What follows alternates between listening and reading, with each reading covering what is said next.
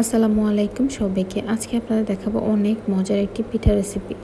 চলুন দেখি। যারা পিঠা খেতে পছন্দ করে না তারাও যদি এই পিঠাটা সামনে পায় অনায়াসে 2-3টে খেয়ে ফেলবে, কারণ পিঠাটা অনেক মজার একটি পিঠা।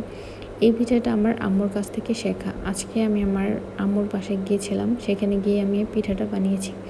পিঠাটা অবশ্য আমি একা বানাইনি, আম্মু এবং আমি দুজনেই বানিয়েছি। প্রথমেই বলে নিচ্ছি কীভাবে এটাকে আটাটা খুলবেন। আটাটা আমরা যেভাবে রুটির খুলি সেভাবেই পানি দিবেন, পানিতে একটু নারকেল দিয়ে দিবেন, তারপর আটাটা দিয়ে সুন্দরভাবে আটাটা খুলে নেবেন। তারপর হাত দিয়ে সুন্দরভাবে এটাকে মথে নিয়ে একদম নরম করে নেবেন, যেভাবে আমরা রুটি বানানোর জন্য খামির তৈরি করি ওইভাবে। এবার দেখুন, এটা একটা খাঁজ। এই খাঁজটা আপনারা বাজারে যে কোনো জায়গায় কিনতে পাবেন। এই খাঁজটাতে ভালোভাবে তেল দিয়ে দিয়েছি যাতে পিঠাটা সুন্দরভাবে উঠে আসে। তারপর গোল গোল করে আটার দলাটাকে গোল গোল করে তারপরে এই খাঁজটার মধ্যে দিয়ে দুদিক থেকে খুব জোরে চাপ দিয়েছি, যাতে করে এই খাঁজের সুন্দর ডিজাইনটা পিঠার উপরে পড়ে যায়। এইবার পিঠাটাকে তুলে সাইডে একটু লেগেছিলো সেটাকে ভেঙে পিঠাটাকে সুন্দর একটা শেপ দিয়ে নিয়েছি। এই তো দেখুন, আজকে আমরা পুরো এক চালুন পিঠা বানিয়ে নিয়েছি। সুন্দরভাবে সবগুলো পিঠাকে তৈরি করে নিয়েছি আমরা মা মেয়ে মিলে। এবার এই পিঠাটাকে এবার বেজে নেব। যে আমি কড়াইয়ে তেল দিয়ে দিচ্ছি, এখানে একটু বেশি তেল ইউজ করতে হবে, নাহলে পিঠাটা ডুবো ডুবো তেলে ভাজা হবে না। এপাশ ওপাশ তেলটাকে সুন্দর করে গরম করে এই তো দেখুন আমি পিঠাগুলো এখানে ছেড়ে দিয়েছি। এই যে পিঠাগুলো সুন্দরভাবে ভাজা হয়ে ফুলে উপরে উঠে গেছে। এবার আমি এগুলোকে সুন্দরভাবে এপাশ ওপাশ করে উল্টে দিচ্ছি। এই তো পিঠাগুলো যদিও এক পাশ ভালো করে ভাজা হয়নি, সাদা রয়ে গেছে, কিন্তু আমি ওপাশটা বেশি সাদা ছিল বলে সুন্দর করে উল্টে দিলাম।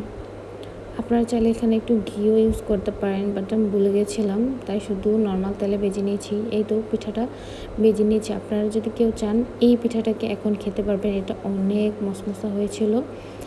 মচমচে পিঠাটাকে এবার আমরা একটু দুধের মধ্যে ডুবো করে নিব। আপনারা চাইলে এখানে চিনির শিরাও দিতে পারেন, শুধু নর্মালি পানি দিয়ে চিনির শিরা, কিন্তু আমার আম্মু সবসময় দুধের শিরাটা ইউজ করে, কারণ দুধের শিরাটা দিলে পিঠাটা অনেক নরম হয় এবং একটা দুধের ফ্লেভার আসে। পিঠাটা অনেক সুন্দর একটা ফ্লেভার আসে দুধ দিয়ে দিলে। এই তো পিঠাটাকে আমার আম্মু সুন্দরভাবে নেড়ে চেড়ে দুধের সাথে মিশিয়ে নিচ্ছে। দুধে এবার পিঠাটা সুন্দরভাবে বলকা নিয়ে যখন দুধটা একদম মাখো মাখো হয়ে যাবে তখন পিঠাটাকে তুলে ফেলবেন। এই তো আম্মু আমাদের বাসার জন্য পিঠাটাকে বস করে দিচ্ছে।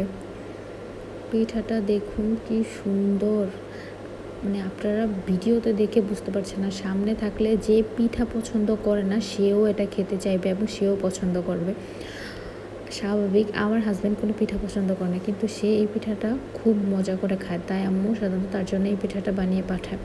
দেখুন পিঠাটার উপরে কি সুন্দরভাবে দুধের একটা মাখো মাখো গ্রেভি লেগে আছে, আর এত সুন্দর ফ্লেভার, দুধের একটা সুন্দর ফ্লেভার আসে পিঠাটা থেকে। আর পিঠাটা যখন আপনি বাইট দিবেন এত মাখনের মতো নরম হবে। পিঠাটা সত্যি অনেক মজার, আপনারা একবার হলেও ট্রাই করবেন। আল্লাহ হাফেজ।